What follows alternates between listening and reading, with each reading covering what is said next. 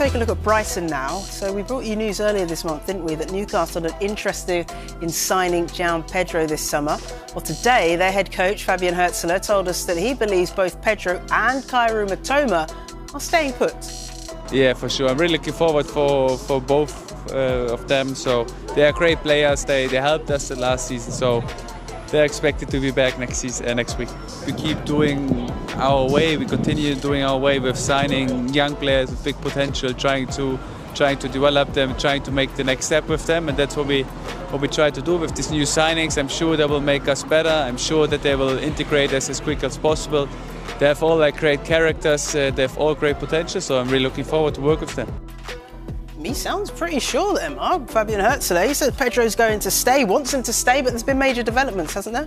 Yeah, some significant news over the course of the last few moments, and it concerns Brighton's João Pedro because we understand Newcastle have had an offer rejected which was worth in excess of £50 million for the Brazilian international. There is long-term interest from Eddie Howe in João Pedro. They were interested in him when he was at Watford, but in the end he joined Brighton.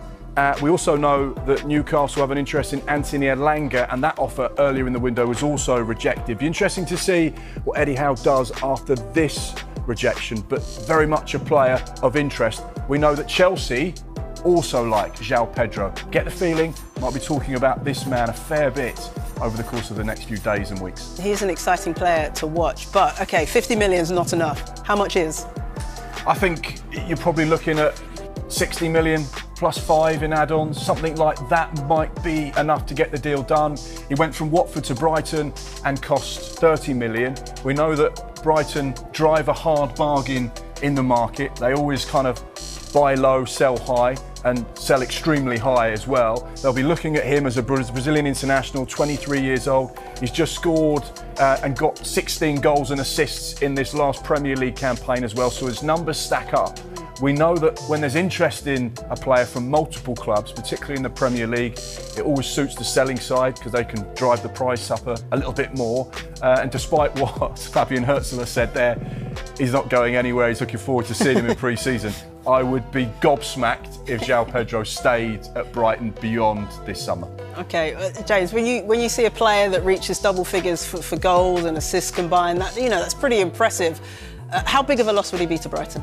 I think it would be a huge loss to Brighton, but when they signed him from Watford for £30 million, as Mark was saying there, I think there's always an acceptance and a knowledge that over the course of the next few years he'd develop into becoming a world-class player and would perhaps depart one day. I think they'd have loved to have got one more season from him. I think last season was slightly more disappointing than his first campaign. He scored 20 goals in all competitions when Brighton were in the Europa League the season before last. But last season there were a few injury issues. There was a disciplinary issue at the end of last season as well. So just 10 Premier League goals. And when you look at the options they have there right now, Brighton, they do have some decent forward options. Evan Ferguson will return from West Ham. You've got Danny Welbeck, but he turns 35 in November, and they've signed a new player in the form of Shalan Kostulas for £30 million, a teenager. We wait to see what impact he has this season. They've got the likes of Jorginho Ruta, who's not an out-and-out number 9, but can play in that area of the pitch. So there are options there. I think Brighton know, and it's part of the recruitment model, they're signing these players knowing perhaps that one day they'll move on to bigger and better things. That's the way Brighton are, that's the model they have right now. And when you look at the notable sales, you can understand why they were able to sell the dream of Brighton to a player like João Pedro, because these are the types of clubs you can go to. You can go to Chelsea, Liverpool, Arsenal, Tottenham, clubs that are fighting for Europe, clubs that are fighting for major silverware and challenging to win the Premier League every season. That's what you can move to if you succeed at Brighton. But Brighton are only willing to sell when it works for them. But I think when you consider this here, they wouldn't be able to get the likes of João Pedro if they weren't able to say to him, if a club meets your valuation at the right time for us and it works for you, then we'll let you move on. And it does feel like it's the right time for João Pedro to move on with that concrete interest there. At Brighton, I think would have loved to see him a little bit closer to his peak, despite having 2 really good seasons. I think the thing to point out as well, Brighton sell players for a lot of money, but you don't want to get the reputation of only being able to leave a club for big money. So they need to get that balance right between getting what they want for a player, but not saying to other clubs, hang on, we can't take you to Brighton as a player because actually it's really difficult to get you out because they want big money. So it's about getting that balance right between selling something that you want but also getting a player out there for fair market value, because otherwise you get the reputation. Don't go to Brighton because it's really difficult to get you out of Brighton because they only want big money for you. So that's where they're treading that fine line. But the business they've done has been absolutely exceptional. It's one of the best run clubs in the Premier League. The people that are there operating Brighton and Hove Albion are sensational at what they do, and they're very much the model for not just Premier League sides, but every team in the world is looking at what they do, going, right, how can we be like Brighton, because they're so good at what they do. Okay, so as you say, Brighton in recent years, they buy cheap and they sell big. But if you look at their recent transfer signings, is perhaps that changing? Are they shifting their model slightly?